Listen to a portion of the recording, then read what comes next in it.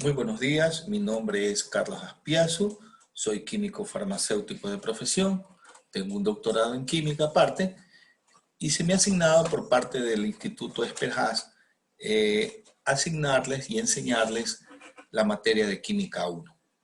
Espero que les agrade, trataré de ser lo más conciso y sencillo posible. Cualquier pregunta, por favor, háganmela saber. Bueno, vamos a estudiar primero lo que es el átomo. Se dice que el átomo es lo que compone toda la materia. El hierro tiene átomos de hierro, el estaño tiene átomos de estaño, correcto. El carbono, todo lo que está hecho de carbono, tiene átomos de carbono. Y la palabra átomo viene del griego a, que significa sin, y tomo, división. Por lo tanto, etimológicamente, la palabra átomo significa sin división.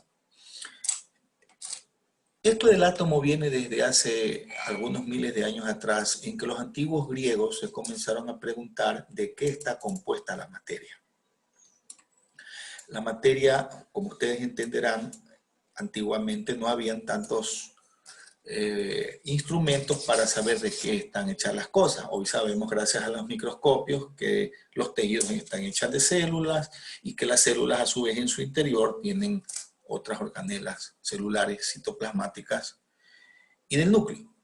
El átomo entonces sabemos que significa sin división. Aparentemente hoy sabemos que el átomo sí se puede dividir, de eso hablaremos más adelante, pero por el momento conformémonos con el concepto básico de lo que es el átomo.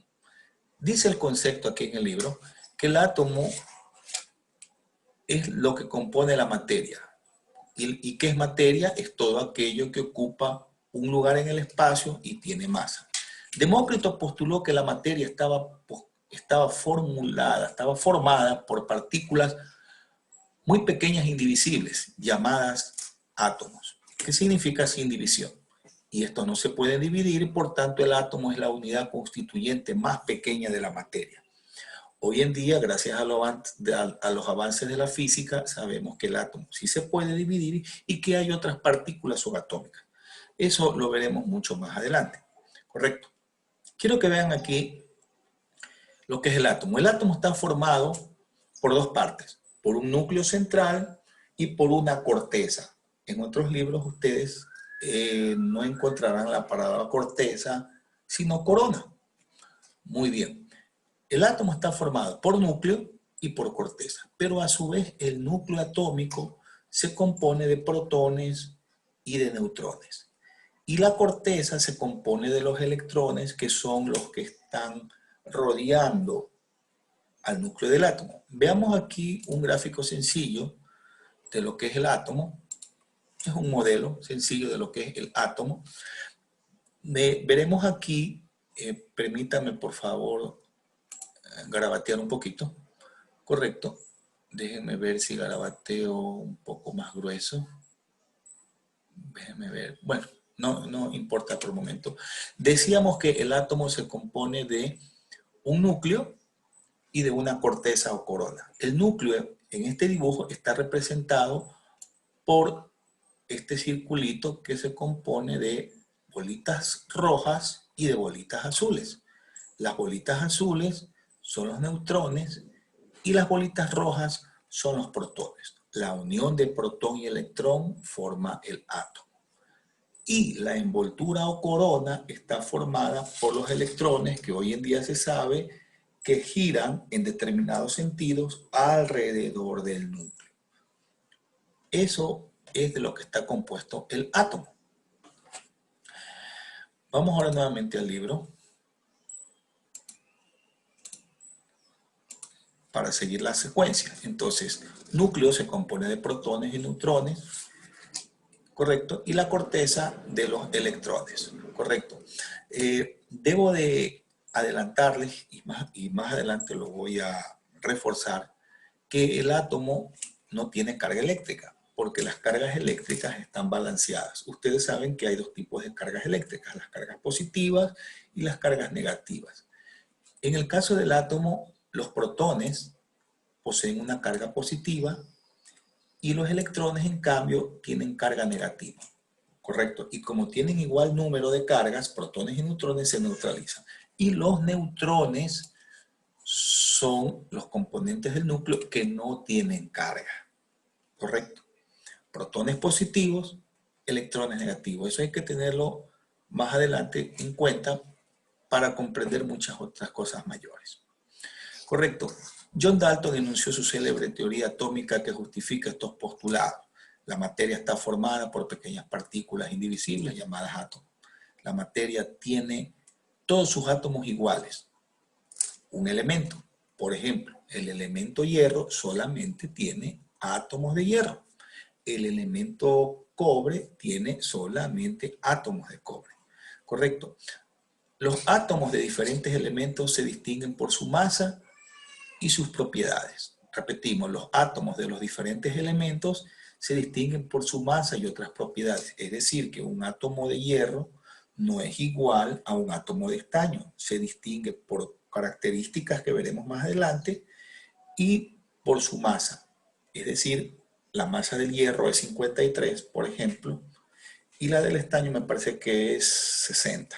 Bueno, correcto. Los átomos de un determinado compuesto. Ahora, los átomos son elementos que, siendo distintos, pueden unirse en cantidades fijas para originar compuestos. Es decir, un átomo de cloro más un átomo de sodio forman cloruro de sodio, que es la sal. A eso se llama un compuesto. Compuesto es la suma de átomos de diferentes elementos. Por ejemplo, otro elemento, por ejemplo, es el sulfuro de hierro, que se forma de un átomo de azufre y un átomo de oxígeno. Se forma el sulfuro de hierro, por poner un ejemplo. Muy bien. Los átomos de un determinado compuesto o átomos compuestos son también iguales en masa y en propiedades. Es decir, que la masa de cloruro de sodio no es igual a la masa de sulfuro de hierro, por decirles algo. Una masa de cloruro de sodio es igual a otra de cloruro de sodio, u otra de sulfuro de hierro es igual a otra de sulfuro de hierro. Muy bien. Años más tarde, en 1811, Amadeo Avogadro, un químico italiano, denominó moléculas a los átomos compuestos. Para ejemplificarlo, tenemos la molécula de agua. ¿Cuál es la fórmula de la molécula del agua? H2O. Significa que tiene dos átomos de hidrógeno y uno de oxígeno. Aquí vemos, por ejemplo, las moléculas de hidrógeno formadas por átomos de hidrógeno iguales entre sí, más moléculas de oxígeno que están aquí en color naranja, forman dos moléculas de agua. H2 representado por los dos esferas celestes que representan a dos átomos de hidrógeno y un átomo de oxígeno representado por la esfera a color naranja. ¿Correcto? Entonces, un compuesto llamado agua se forma de dos átomos de hidrógeno más un átomo de oxígeno. Y así sucesivamente. Por ejemplo, yo hablé del cloruro de sodio. Un átomo de cloro se une con un átomo de sodio y forma un compuesto llamado cloruro de sodio, también llamado sal. Esta es la forma en que se van formando los diferentes compuestos. ¿Correcto? Sin embargo, hace más de 100 años había discusión acerca de cómo estaba conformado el átomo. Y de ahí surgieron muchas teorías y cada teoría tenía un modelo atómico. ¿Correcto? Vamos a ver ahora los diferentes modelos atómicos en forma cronológica para ir entendiendo cómo ha ido evolucionando la teoría atómica. Pero, ¿qué es la palabra modelo? La palabra modelo es una simplificación de la realidad utilizada para explicar hechos experimentales. Si aparece un hecho experimental que no se explica con un modelo, este debe modificarse o rechazarse. Es decir, que un modelo debe de explicar una teoría. La primera teoría atómica fue hecha por Joseph Thomson, que propuso un modelo muy elemental de átomo. Es decir, que el átomo está constituido por una esfera de materia de carga positiva en la que se encuentran los electrones para neutralizar su carga. ¿Quién fue este señor Thomson. Podemos ver aquí. Él fue Joseph Thomson. Anteriormente, John Dalton había también propuesto de que la materia estaba compuesta por átomos. Un modelo para explicar el átomo fue con James Thomson. Déjenme por favor borrar esto. Aquí un momento, por favor. Aquí hay algo que no está bien. Ya se quedó allí, no importa. Bueno, volvemos acá. Ahora sí, por favor. Entonces James Thomson explicó hace más de 100 años que el átomo estaba compuesto por cargas en una sola masa, definitivamente. ¿Correcto? La distribución de las cargas propuesta por Thomson explicaba la aparición de los rayos catódicos y los rayos canales. Rayos catódicos son todos aquellos que vienen del cátodo, que ya veremos después qué es un cátodo y qué es un ánodo. ¿Correcto? Sin embargo, la teoría de Thomson fue rechazada porque se presentaba más o menos en este estilo. El modelo de Thomson presenta una visión estática y no nuclear del átomo. Thomson, vemos este gráfico de aquí, pensaba que los electrones estaban pegados al núcleo y así de sencillo. Ese es un modelo. Sin embargo, el modelo atómico, esta proposición de modelo atómico carecía de gran importancia porque no soportaba o no resistía el método científico. Les recuerdo que el método científico es el único método que valida la ciencia para comprobar si algo es verdad o no, o si es técnico. Ustedes ya han visto lo que es el método científico en la materia de biología y no hace falta recordárselo entonces. Muy bien.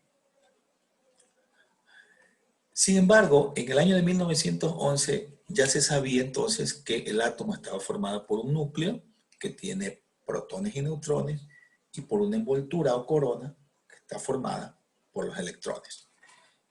Millikan en el año de 1911 determinó experimentalmente el valor de la carga del electrón.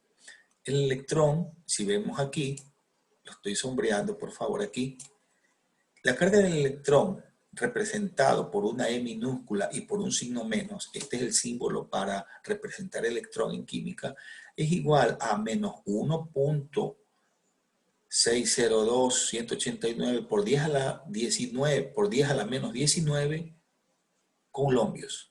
El coulombio es una unidad de carga eléctrica, ¿correcto? Y la masa del electrón es de 9.534 por 10 a lo menos 31 kilogramos. Esto significa que la masa del electrón es algo ínfimamente pequeño, tiene 10 a la menos 31 kilogramos. Eso sería algo que no lo podemos ver ni siquiera con un átomo. Entonces, que quede claro, carga del electrón 1.602 por 10 a la menos 19 coulombios y la masa del electrón es 9.109 por 10 a la menos 31 kilogramos. Para resumir así, ustedes ya saben lo que es un kilogramo, ya saben lo que es un coulombio, porque ya lo han visto en física, que es la masa y que es la carga eléctrica. Muy bien. También, así como se determinaron la carga y la masa del electrón, que sabemos que tiene carga negativa, por eso ustedes aquí ven el menos. Carga del electrón, menos, tiene carga negativa. También se comprobó, si se comprobó la carga del electrón, también se comprobó luego la carga del protón, ¿correcto? Protón es representado por una E como electrón, pero con carga positiva.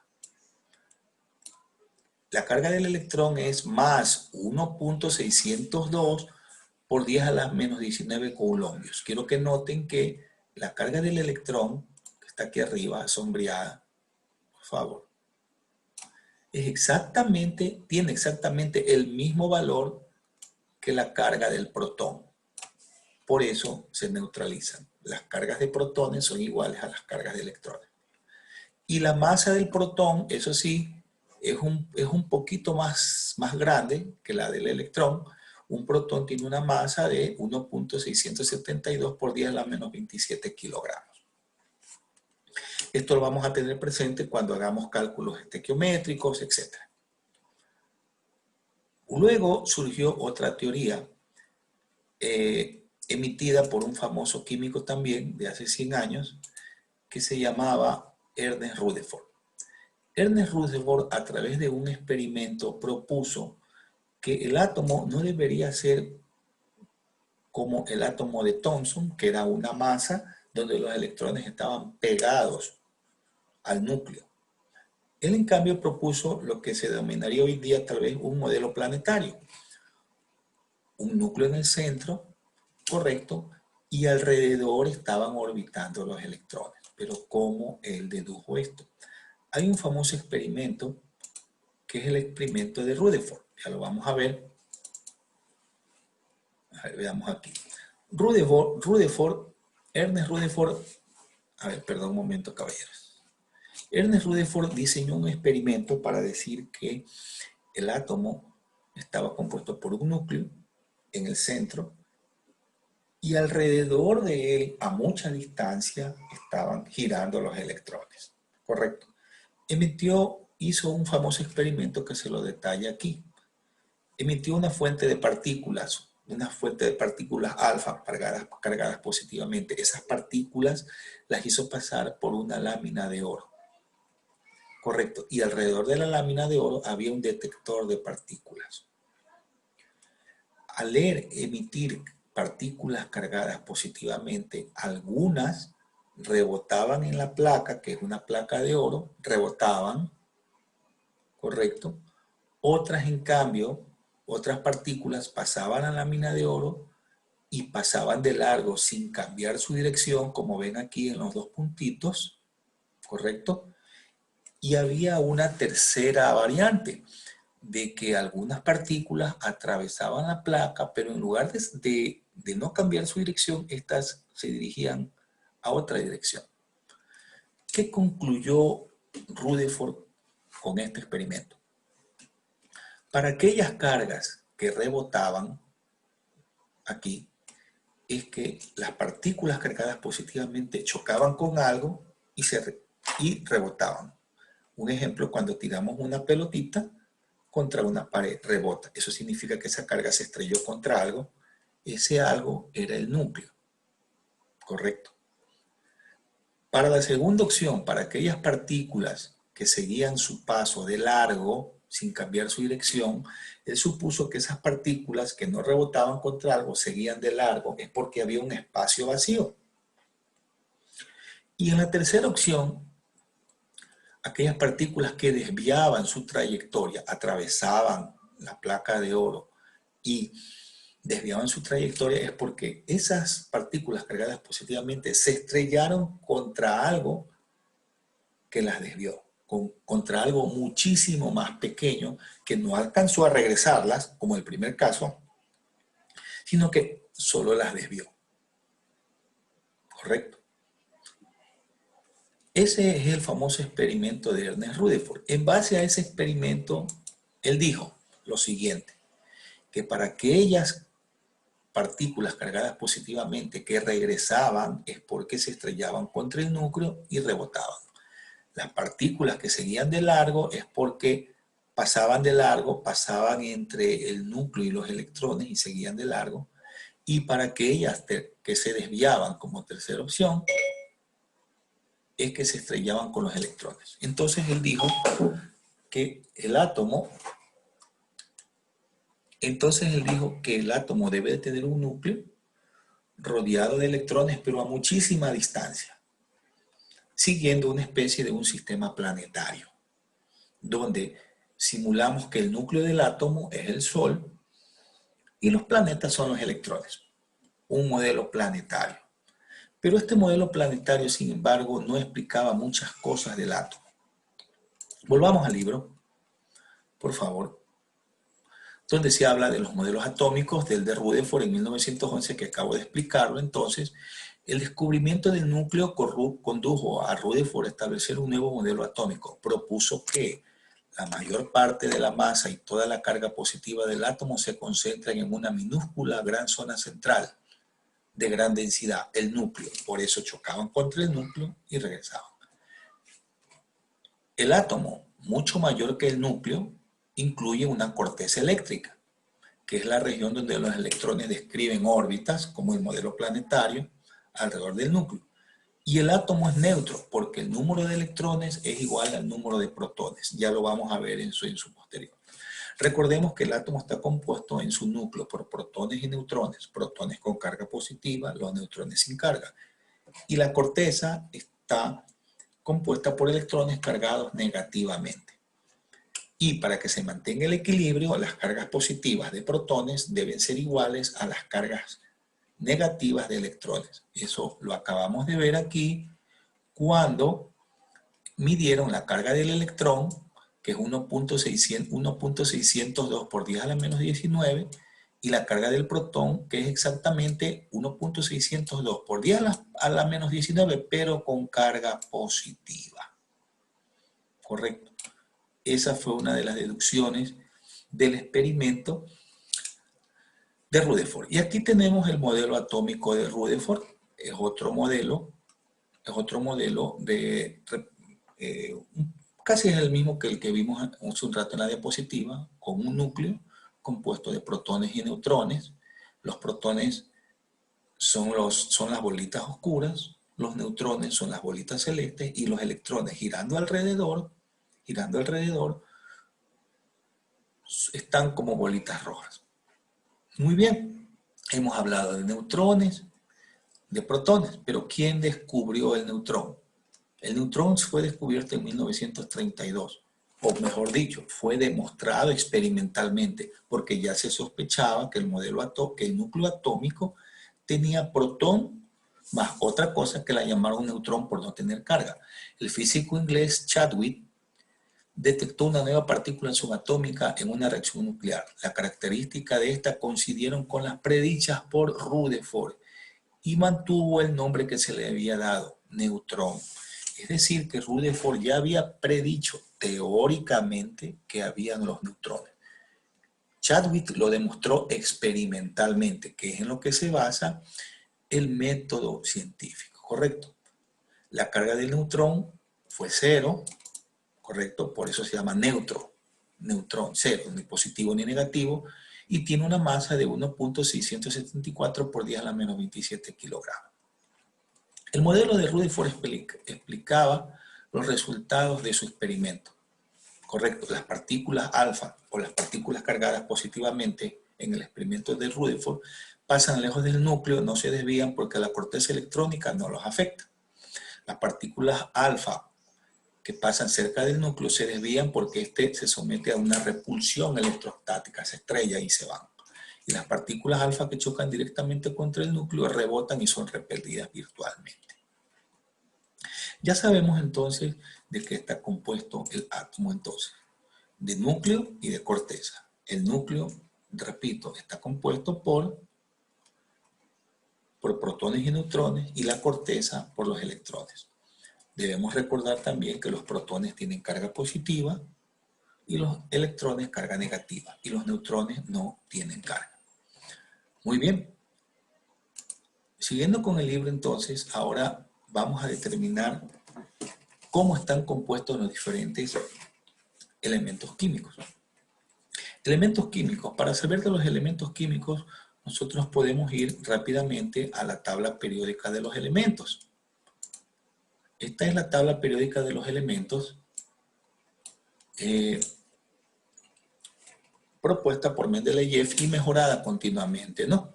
Vemos a todos los elementos químicos de la naturaleza. Aquí están. Y los diferentes colores pertenecen, por ejemplo, todos los elementos que tienen color verde son gases. Helio, neón, argón, criptón, xenón, radón, etc. Por ejemplo, los metales de transición son los que están en color azulado, que son, por ejemplo, el hierro, manganeso, cobalto, níquel, cobre, que está aquí, zinc. Tenemos otros, por ejemplo, como el osmio, el vanadio. Muchos son conocidos por nosotros como el hierro, que se usa hierro fundido para la construcción, por ejemplo. El manganeso, que juntamente con el hierro se usan para producir herramientas. Tenemos otros elementos, los que están acá, los de color naranja, son los no metales o metaloides también, como el hidrógeno, carbono, nitrógeno, oxígeno, fósforo, azufre, selenio. Y así. Vamos a tomar como... ahora, ¿Cómo identificamos los elementos químicos en la tabla periódica? Vamos al libro para poner un ejemplo y vamos a aprender ciertos conceptos necesarios para luego entender la química. Vamos a entender primero lo que es número atómico o número másico, vamos a entender lo que es número atómico, número másico, elemento químico, etc. Muy bien, dice aquí, el número atómico Z de un elemento químico representa a la carga nuclear positiva. Quiero venir acá y poner esta diapositiva que está aquí. Quiero que pongan mucha atención, por favor. Esto es sencillo si ponemos suficiente atención. Un átomo tiene número atómico, número másico, correcto. Tiene número de electrones, número de protones, número de neutrones. Al número atómico también se lo representa con la letra Z. Z es igual al número atómico. Pero también Z significa el número de protones. Es decir, que el número atómico es igual al número de protones de un ácido. Volvamos al caso del oxígeno.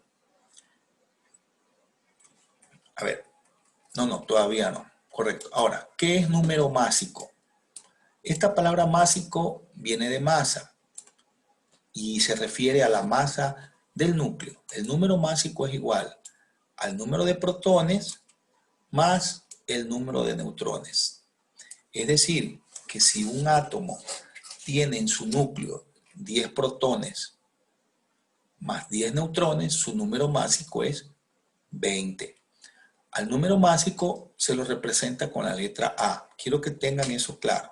A es igual al número másico, Z es igual al número atómico o, lo que es lo mismo, Z es igual al número de protones. Por lo tanto, el número másico A es igual al número de protones, representado por la letra Z, que está aquí, más el número de neutrones, representado por la letra N. Simplificada la fórmula, A es igual a Z más N. Número másico A es igual a número de protones o número atómico más número de neutrones. Es decir, que si tenemos, repito, 10 protones Z más 10 neutrones N, el número másico sería 10 más 10 es igual a 20. Vamos al libro acá y revisemos los conceptos otra vez. Correcto. El número atómico Z de un elemento químico representa la carga nuclear positiva de sus átomos, es decir, el número de protones que contienen su núcleo. Protones es igual a Z o Z es igual al número atómico, como ya lo vimos. Así, un elemento químico se caracteriza por su número de protones o número atómico, es lo mismo. Si el átomo es neutro, este valor coincide también con el número de electrones. ¿Esto qué significa? Que si el átomo tiene 6 protones positivos, debe de tener también 6 electrones negativos para neutralizar. 6 positivos, protones, y 6 negativos, electrones, se neutralizan y todo está en perfecto equilibrio. ¿Correcto? ¿Y qué pasa con el número de neutrones? El número de neutrones en un átomo es variable. En cambio, el número de protones siempre es fijo, al igual que el número de electrones. Por eso existen los diferentes isótopos que ya los vamos a ver y que tienen que ver mucho con las teorías atómicas, todo aquello. Por favor, deseo que me sigan aquí para que puedan entender, porque el concepto es sencillo, solo se necesita un poquito de atención. Así, los átomos de un mismo elemento pueden tener un número variable de neutrones. Como consecuencia, su masa también es variable. Por ello es importante conocer el número atómico de un átomo como su número másico. Por lo tanto, quiere decir que es necesario conocer el número de protones y el número másico, que es la suma de protones más neutrones. Y viene aquí algo que ya lo vimos en la diapositiva. El número másico A de un átomo es el número de nucleones que contienen su núcleo, es decir, la suma de protones y neutrones. Veamos acá, por favor, perdón. Veamos acá. A ver, un momento, por favor, que se me fue esto. No fue de concepto esto por acá. Veamos la diapositiva. Número másico es igual a protones más neutrones. Lo que es lo mismo decir A es igual a Z más N. Volvemos al libro, entonces. Es la suma, el número másico es la suma de protones más neutrones. Si designamos como N al número de neutrones, es fácil recordar que N es el número de neutrones, porque neutrones se escribe con N mayúscula. Muy bien, si designamos como N el número de neutrones, resulta el siguiente valor para el número másico. Número másico A es igual a suma de protones o número atómico Z más N, que es número de neutrones. Así el núcleo de los átomos de un elemento químico está compuesto por un número fijo de protones y un número variable de neutrones. Es importante recordar que los neutrones son variables, pueden ser variables en determinados elementos porque dan lugar a los isótopos. Un paréntesis. Las bombas atómicas se producen con isótopos radioactivos, que es una variedad de dichos elementos. Por ejemplo, hay dos tipos de uranio. Hay el uranio 238, que es el que está en la naturaleza, y hay un isótopo, que es el 235. Ese tiene más neutrones que el 238. Correcto. También el plutonio, que ya lo vamos a ver. Correcto. Las distintas formas atómicas de un mismo elemento difieren en su número másico debido a que poseen distinto número de neutrones. Y estos se denominan isótopos, que es de lo que estamos hablando. Para caracterizar un isótopo de un elemento se indica su número atómico, que en este caso es la Z, una X que identifica el elemento, una X mayúscula, y su número másico que identifica al isótopo. Volvamos acá a la tabla periódica, por favor, para que ustedes sepan lo siguiente. Creo que es acá, perdón. No acá en la tabla periódica. A ver, veamos aquí. Me perdí un poquito. Ah, ya aquí era, sí señor, aquí es. Aquí vemos en la tabla periódica cómo se identifica un elemento. Y hemos cogido de ejemplo al oxígeno. Pude haber cogido a cualquier otro elemento, al carbono, hidrógeno, flúor. Pero voy a coger el oxígeno porque el oxígeno es lo que respiramos y es uno de los elementos químicos más conocidos por todo el mundo. O de oxígeno, que es el símbolo químico de oxígeno. Aquí está, símbolo químico. La tabla periódica acompaña al símbolo químico el nombre del elemento, oxígeno. Y aquí viene la parte interesante. Número atómico 8. ¿Qué significa que tiene número atómico 8? Significa que tiene 8 protones. Correcto. Tiene 8 protones.